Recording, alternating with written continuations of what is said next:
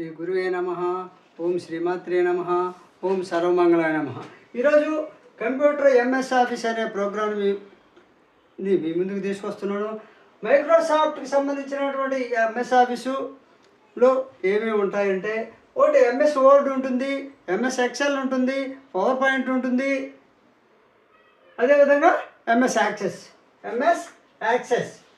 ఈ MS access ఈ విధంగా 4 important. ACC, ESS, MS access ఉంది. అయితే దానికి చెప్పే ముందు అసలు కీబోర్డు, మౌసు, మానిటరు వీటన్నిటి గురించి ఒక్కొక్కటి ఎక్స్ప్లెయిన్ చేస్తాను. First keyboard.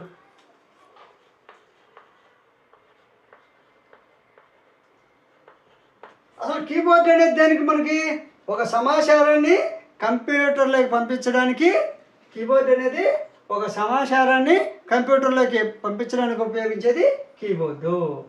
తర్వాత 2 టెరా. దీన్ని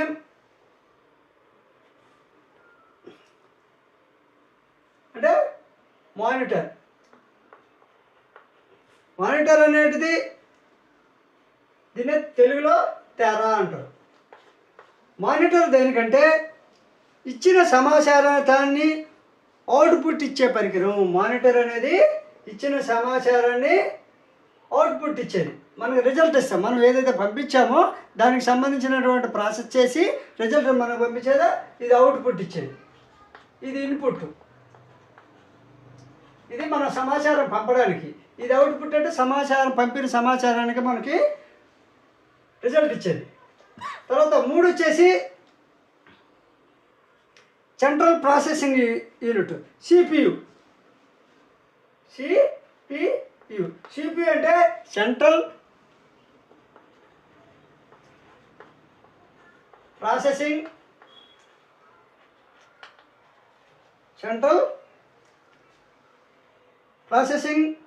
యూనిట్, సిపియు అంటే. ఈ సెంట్రల్ దాన్ని కార్యనిర్వాహక వ్యవస్థ, ఎగ్జిక్యూటివ్ ఆర్గనైజేషన్, కార్యనిర్వాహక వ్యవస్థ. మనం ఇచ్చినటువంటి సమాచారాన్ని ఇక్కడ ప్రాసెస్ జరగద్ది. ఇది మామూలుగా ఒక వ్యక్తి గురించి వీడు మంచోడా కాదా, వీడు ఎటువంటి వ్యక్తి అనేటువంటిది ఏ విధంగా అయితే చూస్తామో, ఇక్కడ కూడా ఏమవుతుంది, ప్రీసీపీలో మనం ఇచ్చినటువంటి సమాచారాన్ని విశ్లేషించి అవసరమైనటువంటి గణాంకాలు చేసి తెర మీదకి లేదా ప్రింటర్ మీదకి తెస్తుంది. తెర మీదకి లేదా ప్రింటర్కి మీదకి తెచ్చింది. ఇది సిపియు తెచ్చిన తర్వాతనే మనకు ప్రింట్ చేసుకుంటాం మనం, అంటే విశ్లేషించేస్తుంది. అప్పుడు ఈ మానిటర్ ద్వారా మనకు అవుట్పుట్ వస్తుంది. అదేవిధంగా మౌస్. 4 మౌస్. ఈ మౌస్ దేనికంటే, ఈ మౌస్ని ర్యాట్ రూపంలో ఉంటుంది, ర్యాట్ రూపంలో ఉంటుంది, ఎలుగు రూపంలో ఉండడం వల్ల దీనికి మౌస్ అని పేరు వచ్చింది. మౌస్ అని ఎందుకు పేరు వచ్చిందంటే ఎలుగు రూపంలో ఉండడం వల్ల మౌస్ అని వచ్చింది.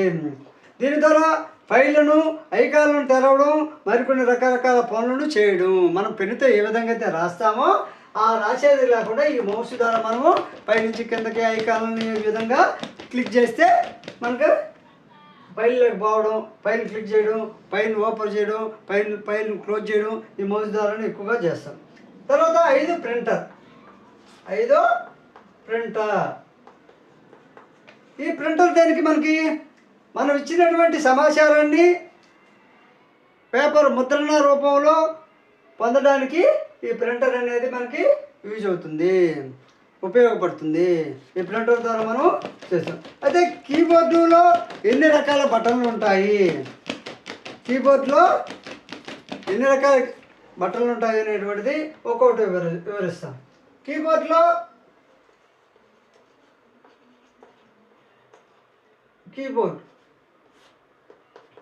ఒకటి వచ్చేసి ఎంటర్.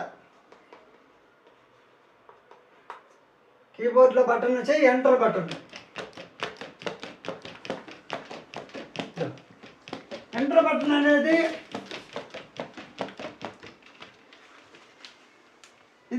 ఇది కీబోర్డ్. చూడండి, ఈ కీబోర్డులో మనకి ఎంటర్ అనేది ఏ విధంగా పనిచేస్తుంది, ఎక్కడ పనిచేస్తుంది.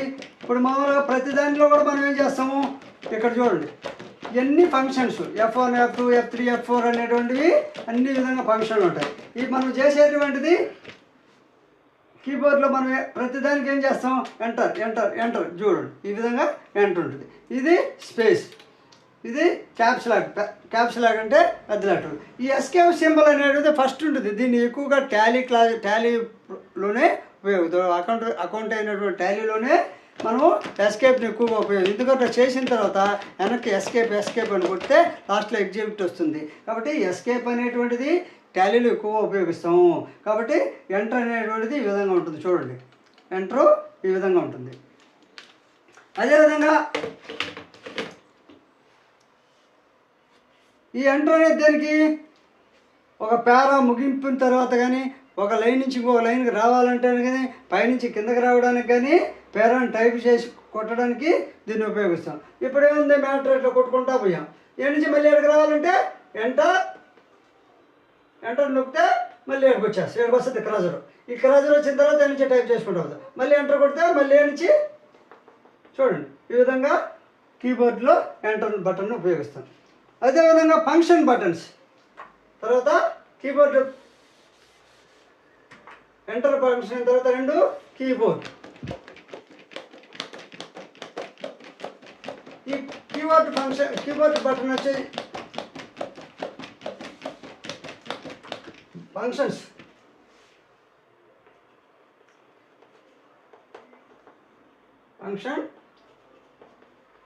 బటన్.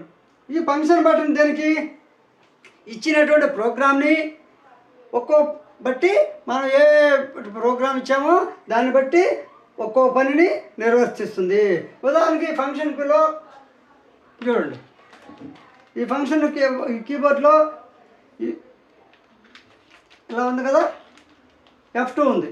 ఈ F2 బటన్ F1 F2 ఇది పైన ఎస్కేప్ F1 F2 ఉంది కదా. ఈ F2 అనేటువంటిది దేనికి, ఈ పక్క పైన ఉంటాయి. F2 అనేది దేనికంటే, ఈ F2 ఈ ఫంక్షన్ బటన్లో F2 నొక్కామనుకో హెల్ప్ అని వస్తుంది. హెల్ప్ కావాలంటే మనం ఏదన్నా F2 దేనికంటే హెల్ప్. మనకి ఏదైనా డౌట్ ఉన్నప్పుడు ఆ డౌట్ని క్లారిఫై ఏదైతే ప్రోగ్రామ్ చేస్తున్నామో దానికి సంబంధించిన హెల్ప్ F2 కానీ ఫంక్షన్ కానీ నొక్కితే మనకి హెల్ప్ అనేది వస్తుంది. ఆ హెల్ప్లో మనకి ఏమేమి కావాలో మనం ఇస్తే మాడిఫై చేసుకొని తర్వాత మనం యథాపరం మనం చేసే వర్క్ మనం చేసుకోవచ్చు. తర్వాత కంట్రోల్ కీ,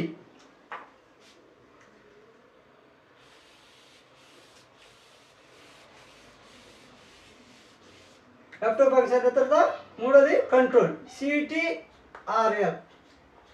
ఈ కంట్రోల్ అనేటువంటి బటను CTRL మరి దీన్ని షార్ట్ కట్లో ఉపయోగించడానికి వాడతారు. ఉదాహరణకి కంట్రోల్లో సిటీని విడిగా ఏం వాడవు, కంట్రోల్కి ఏదో ఒకటి యాడ్ చేస్తేనే అది ఫలితం వస్తుంది.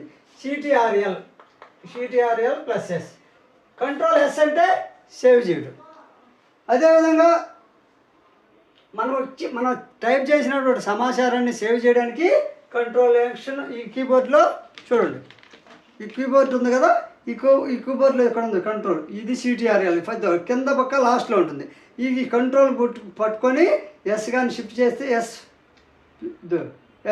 ఎవరికైనా ఇంతకుముందు టైప్ చేస్తే ASDF ఈ విధంగా మన టైప్లో వస్తాయి.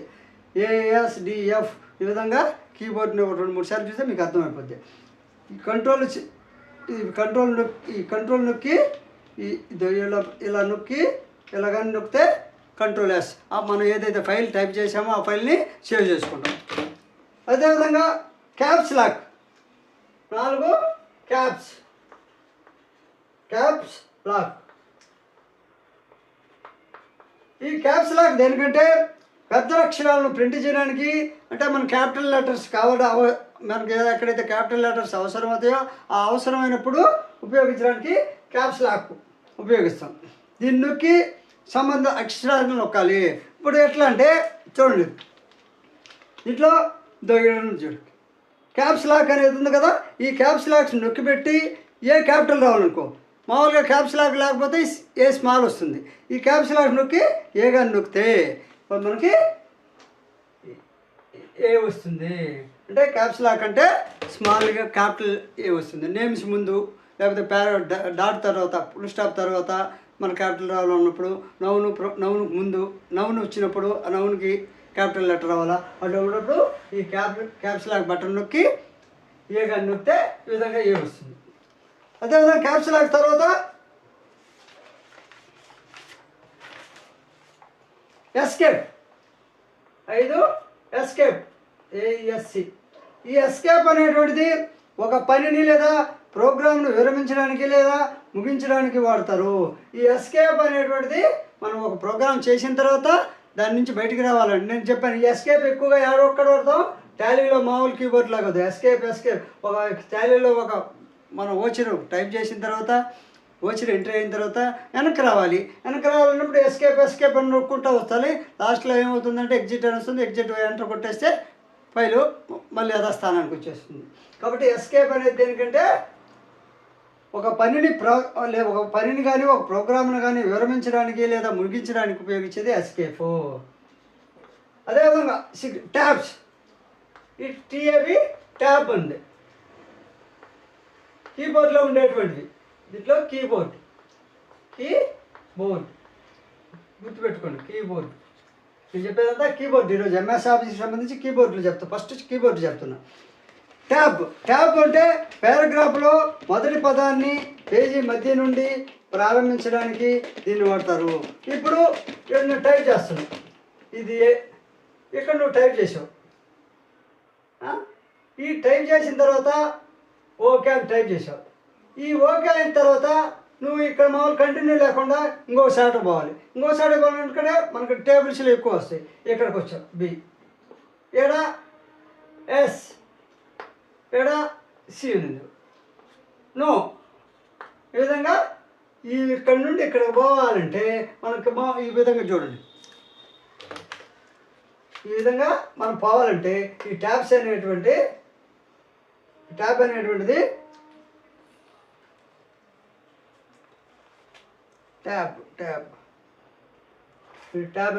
చూడండి.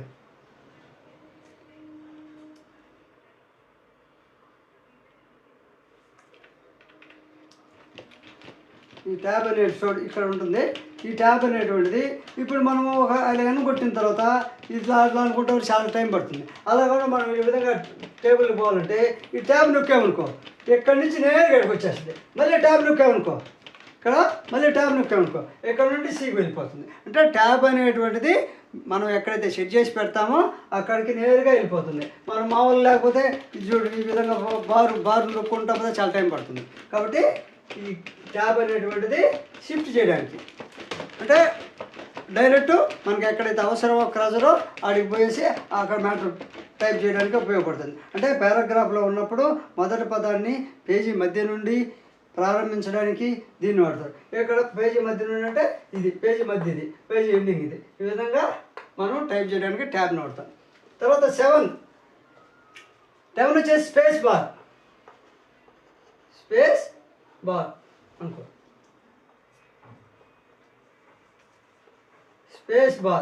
ఈ స్పేస్ బార్ అనేటువంటిది చూడండి, దీన్ని ఒక పదానికి మరో పదానికి మధ్య ఖాళీ ఏర్పాటు చేయడానికి వాడతారు. ఇక్కడ స్పేస్ బార్ అంటే ఇదే స్పేస్ బార్ ఈ పెద్దది పొడుగ్గా ఉంది కదా. ఈ స్పేస్ బార్ ఏదంటే ఏకి B అనేది రాయకుండా గ్యాప్ ఇచ్చి ఇలా రాస్తాం. దీన్ని ఈ మధ్య ఉండే ఖాళీ స్థానం స్పేస్ బార్ అంటారు. ఈ స్పేస్ బార్ని దీన్ని ఉపయోగించి ఏ టైప్ చేసిన తర్వాత స్పేస్ బార్ ఇచ్చేసి ఈ విధంగా Bకి పోవడానికి ఈ స్పేస్ బార్ సింబల్ని ఉపయోగిస్తారు. ఈ విధంగా ఇప్పుడు స్పేస్ బార్ వరకు చెప్పినటువంటి కీబోర్డ్ వీడియో నచ్చితే లైక్ చేయండి, షేర్ చేయండి, సబ్స్క్రైబ్ చేయండి.